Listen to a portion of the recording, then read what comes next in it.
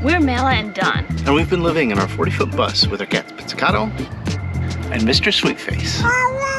It's been a perfect place. We never really know what our days are going to look like in our life. But oh crap, we didn't bring the bear spray again. Whatever it is, it was big, much bigger than me. What are the odds? We're in 2.3 million acres of land out on the Olympic Peninsula, and here this couple is pulling up behind me. Our plan was to get up and get going today, but it looks like we've just got to wait for a tow truck.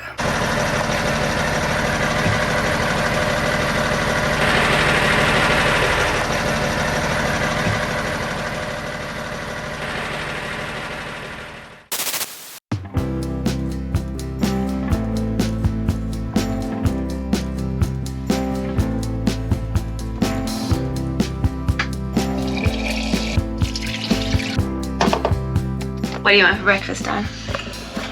I think I feel like an egg thing this morning.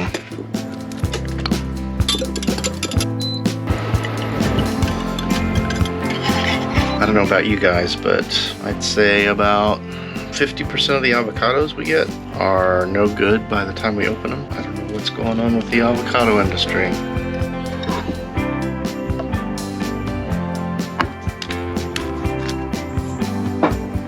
Hey, let's eat. We said we were gonna make some changes in our life, and we have. We have been out in this boondocking spot in the middle of the forest and changing habits. Yeah, we're out on the Olympic Peninsula in a very quiet spot. It's free and peaceful here. It's been a perfect place. Usually I'm super eager to go exploring and see what's in the area, but this place has been so comfortable. I just want to be like chilling out, walking in the woods. So we thought we'd just take you along today on an average day of us boondocking in our new life.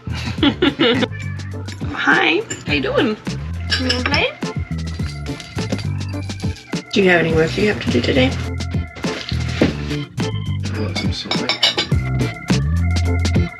Oh, new people. Looks like they're gonna leave and they're gonna pull in. But our camp friends are leaving, so we're gonna go say goodbye to them quick. We never really know what our days are going to look like in our life. We just spent like an hour saying goodbye to our neighbors and welcoming the new neighbors in at the same time. This has been such a great spot, and one of the things that makes the spot so much better is when you have good people, and we have so lucked out in this spot. I'm gonna get things cleaned up a little bit. It's non-stop cleaning when you're in a tiny home.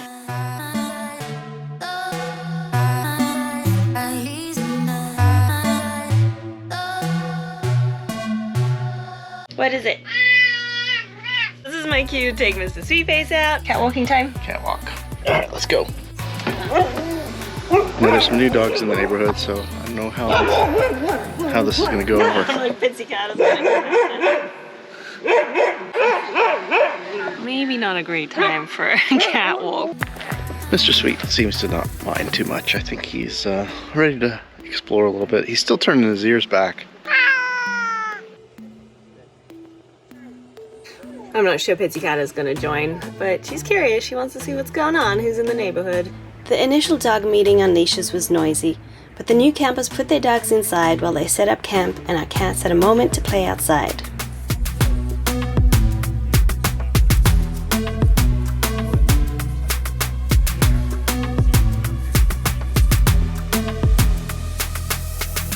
So this is the little loop that's just off the forest road.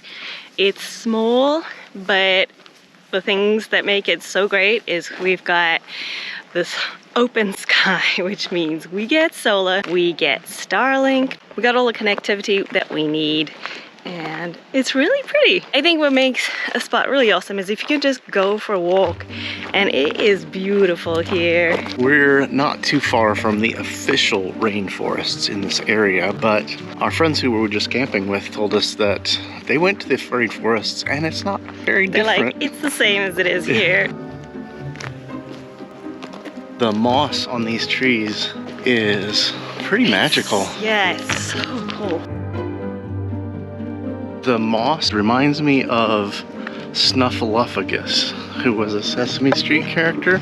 I told you all along that there was a Snuffleupagus, my best pal. is the first squirrel I've seen. And there's these Jurassic Park ferns everywhere. And bears. Yes. Oh, camping neighbor did see a bear. Oh crap, we didn't bring the bear spray again. We are the worst. Hopefully we'll see a bear from a distance. You know, hopefully we won't.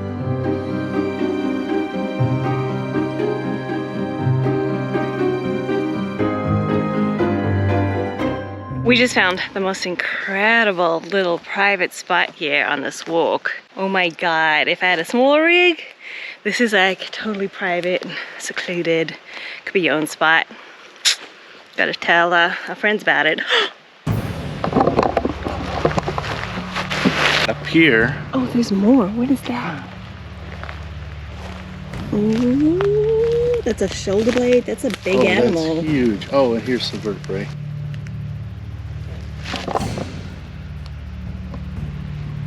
Oh my goodness, this is a rib bone. Look how big this rib bone is. It is. Oh my god. I was getting freaked out just seeing that there was a bear hanging thing here that's ripped to shreds. Look at the shoulder bone, guys. Look at the size of my hand compared to it. It's way bigger than my hand. It's crazy. Whatever it is, it was big. Much bigger than me. Could it be a bear though? That's the only thing I can think of. Alright, let's go. That made me anxious. We gotta go. That shoulder bone was massive. We're hurrying back Scapula. now. Scapula. Now Don wants to take a shower today, and we are on day 13, I believe, of boondocking. Generally, we've only made it 14 days, so it's time to check the water and see. See if I can take a shower.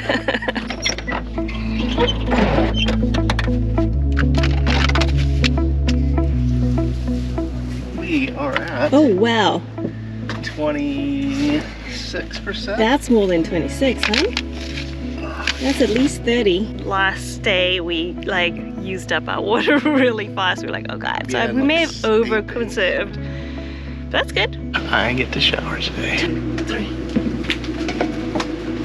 Well done, cooks us some lunch. I'm gonna squeeze a little Pilates workout in.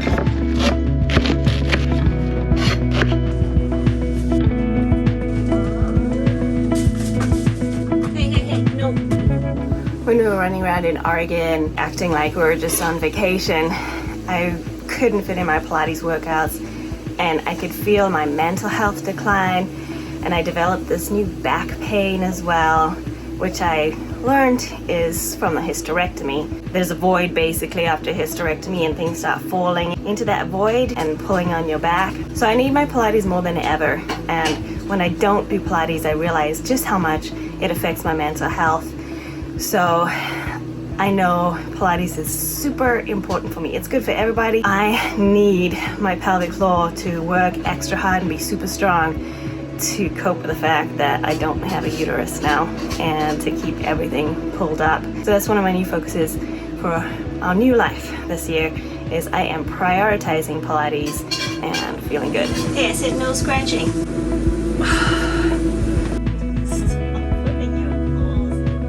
Nobody loves Pilates time more than Pizzicato does.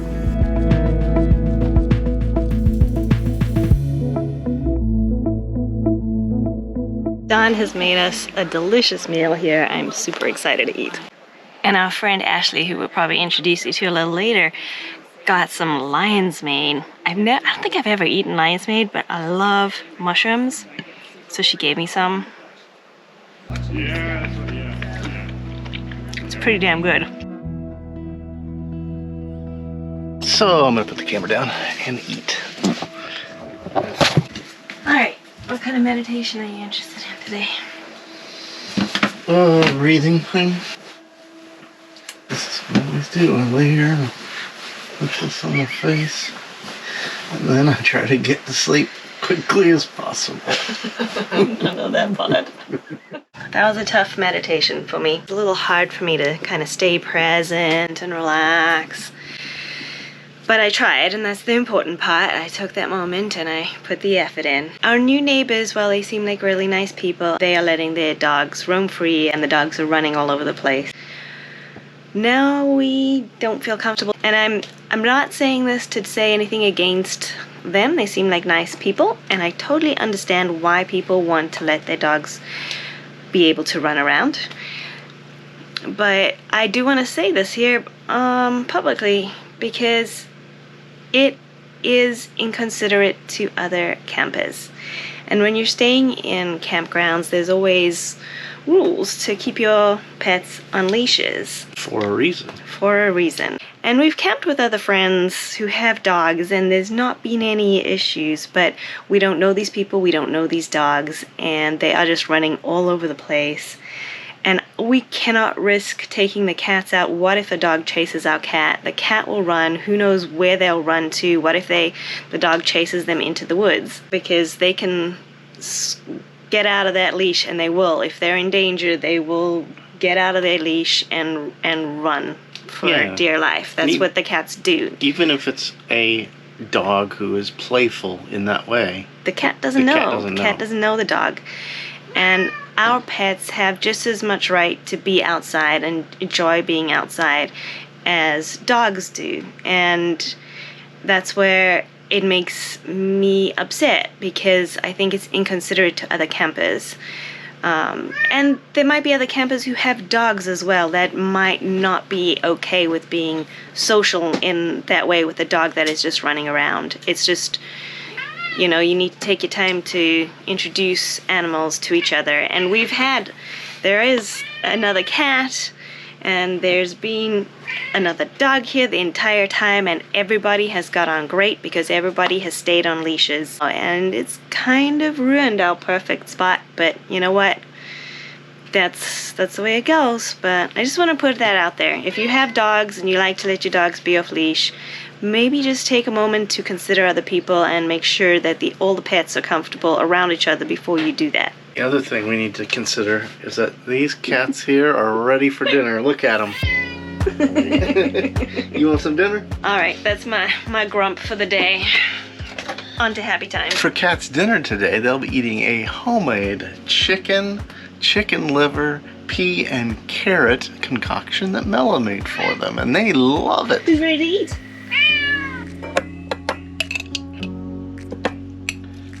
Oh, you give them a lot more than I do.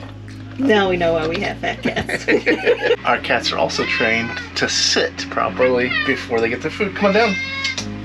All right, sit. Sit. Good job. Aw, such good kitties. There is something pretty beautiful just down the road, so we're gonna take you with us.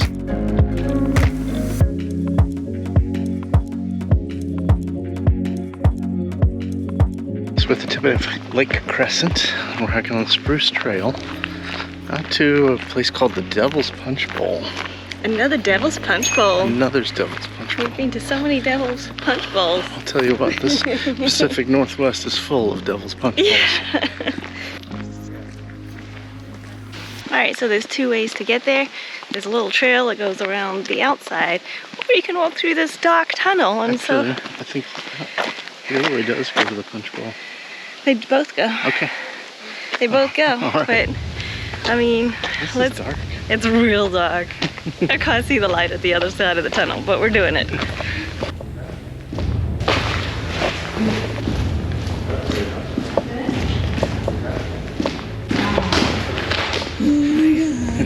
I don't know if I want to do this anymore. Should we turn back? No, we can do it. Here, let me turn my light on. Here you go. How's that? I can't see anything. Oh, I can see the light at the end of the tunnel. See it? I'm regretting my decisions right now. What if there's a bear in the tunnel? Don't stop. Keep moving. Oh my god! I don't like this. I don't like it. We made a bad decision. At least you can see the light. I just can't see where my feet are walking. Oh my god. Okay, that's better. Ooh. Why are you not freaking out? You hate tunnels. Are you just silently freaking out? I'm just taking care of you. Taking care of me? Yeah. Oh my god. Oh, almost there. Whew. We can do it. We can do it.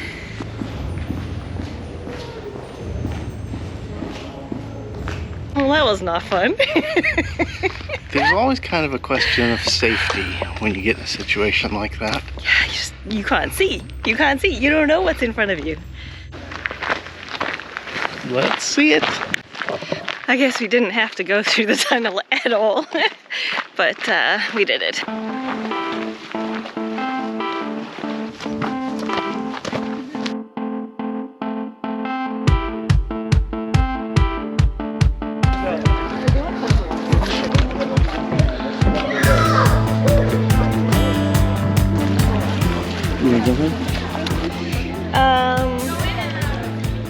Not really, no.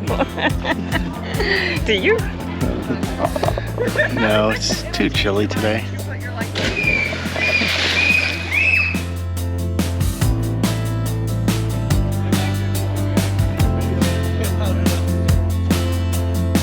Yeah, just way too crowded for me.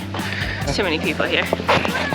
I love the ocean, but Lake Crescent is my favorite in this area. I'm really happy to hear that because I've thought for a long time that if we could find the right place, the right lake, that maybe Mela would find that compromise between wanting to be by the sea. I want to be by the sea. I prefer to be by the sea, but if I could compromise, I would be okay with the lake if it is beautiful as this. It is gorgeous.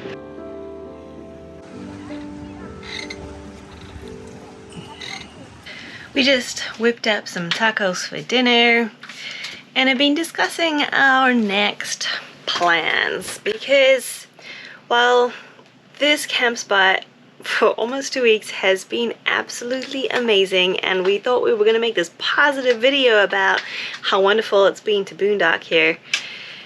The day really took a turn, and that's kind of one of the things that happens with boondocking. Your neighbors can make or break the place to whether it's a great camp spot. Another camper did speak to them about the situation, but it has not changed even though they were nice about it. Dogs have remained unsupervised, running around, pooping everywhere. They don't pick up the poop. And you know what we decided? That's just not cool, y'all. Yeah, and the dogs bark at us too. They didn't do a good job of trying to introduce the dogs to people, so the dogs just bark at us every time we are outside. And we're just gonna leave because we wanted to stay here 1 or 2 more days. We got enough water, but you know, we don't feel comfortable anymore, and it's a free spot and everybody gets to come here and be here, and they're welcome to be here too. They just have just as much right, but they aren't as considerate about the rest of the campers, so we're gonna leave. But we're gonna have one more good time with our friend Ashley, who we're gonna introduce you to. Did you and Charlie get to go for a walk? Yeah, we did. I just went down to the murder pit and parked and then walked until I felt uncomfortable. There is some synchronicities, some coincidence, and some people call it road magic that happens when you're traveling. Our friend Ashley here, we actually saw her camper 4 times? Yeah, 4 times. The first time was in Florence, Oregon. If you remember, we left the Bog of Despair and went to a casino, and we first noticed her little camper there. It's such a unique camper. And then we saw her the next 3 places we stopped until we were out at the Blue Heron Cheese Company, A Harvest Host location, and she was there again. I was outside walking Mr. Sweetface, and she was walking her cat Rupert. So across the field, we waved at each other, and that's how we met. And then, 30 days later, I was in my camper talking to one of my friends, and all of a sudden, this Jeep pulls up behind me while they were scouting for another space. And I was like, what are the odds? We're in 2.3 million acres of land out on the Olympic Peninsula, and here this couple is pulling up behind me. So it was a little crazy. It was so crazy. Like, what are the chances? The universe is like pulling us together. It's been trying for a long time, right?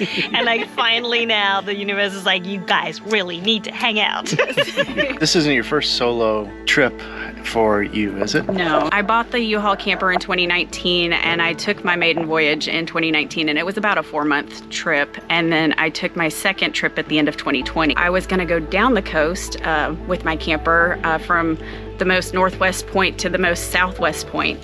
Something that happened with my other dog that I had, and we had to turn around and come home. It's like, well, I'm gonna do it again. So here we are. And then I meet Donna and Mela and go all the way up the coast. One of the things that I found very inspirational is that you've made this ability to travel for extended amounts of time, whether it's 4 months or 8 months or whatever, a priority. I live in Nashville and I'll just save a comfortable amount and then I go for about as long as my money can go, and at a certain point when I know it's time to go home, then I just go home, and they've taken me back 3 times now, so hopefully they'll take me back for a 4th, but I really have to grow up and figure out what I'm gonna do when I do grow up finally.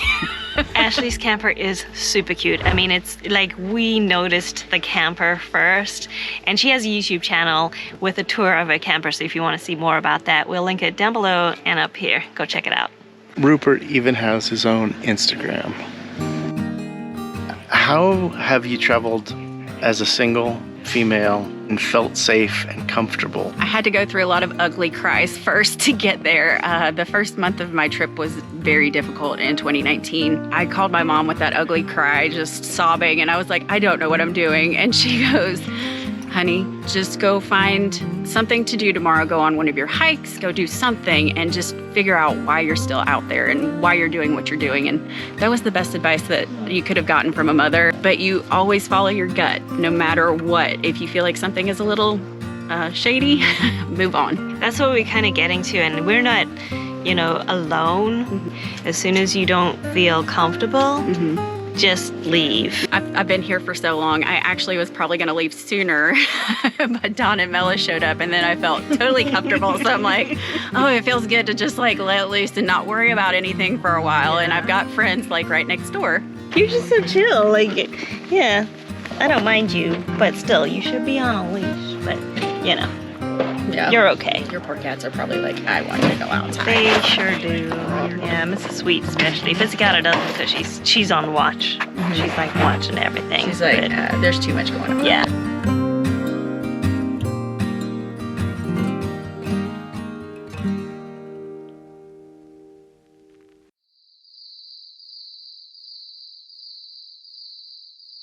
Good morning. Our plan was to get up and get going today, but now we just gotta wait for the tow truck. This boondocking spot was amazing, and that's what we wanted to share with you in this video, was the amazing people we'd met, and we were trying to juice out as many days as we could before we ran out of water, because it's just such a good spot. But day 13, man, things changed. There was another family that rolled in an RV. Really nice family. They decided at about 8:30 that to leave the circle and go out, and they're in a big rig, just like ours. And they couldn't quite make the turn out of here. It was a bit of a sharp angle on a narrow road, and they got stuck. Really badly stuck. So they ended up spending the night stuck, blocking the road. They had a tow truck out here about 6:30 a.m. He had good sound, so maybe it's something we should look into. Also think maybe it's time we get a couple of 19-ton jacks just to have with us. Everybody in camp was trying to offer up help, but like you really needed a winch to get them out of there. Not their fault, but still. Tow truck has just arrived. Feel really bad for them, but we're gonna leave today. We just gotta wait for them to get unstuck. Makes you think you should be prepared for anything.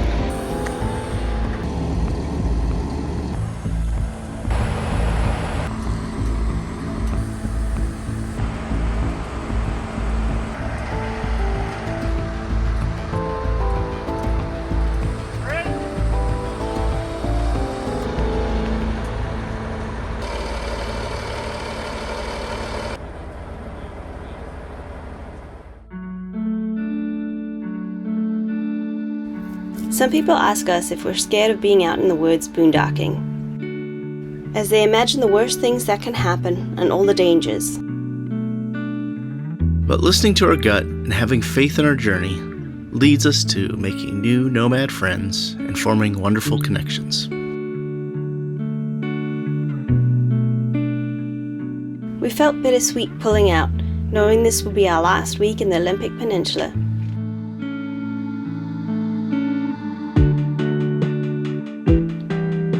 But we're excited for the plans in the weeks to come. But mostly we plan to be surprised and ready for whatever may come.